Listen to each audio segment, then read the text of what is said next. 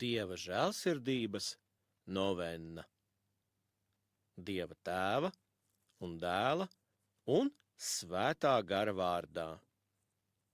Amen. 4. diena. Šodien ved pie manis visu pagānu dvēseles, viņas, kuras nepieņem un negrib pieņemt kristības sakramentu, un viņas, kuras vēl joprojām nepazīst manu mīlestību. Par viņām es domāju, lejot asiņainos sviedrus Ģedzemenes dārzā. Bet viņu atgriešanās un dedzība mierināja manu sirdi. Iegremdē viņas manas žēlsirdības jūrā.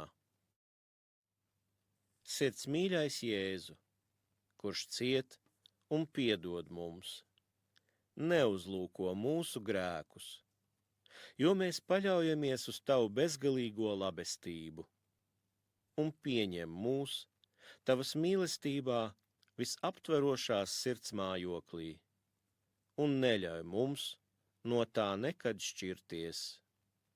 Lūdzam tevi, tavas mīlestības dēļ, tu, kas esi vienībā ar Tēvu un Svēto garu. Mūžīgais Tēv, es upurēju tev, tava mīļā dēla, mūsu Kunga, Jēzus Kristus, miesu un asinis, dvēseli un dievišķību, kā pārlūgumu par mūsu un visas pasaules grēkiem.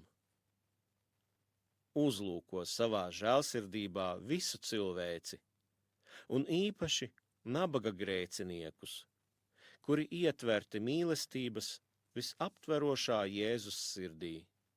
Un Jēzus krusta ciešanu dēļ esi mums žēlsirdīgs, lai mēs slavētu tevi mūžu mūžos. Amen.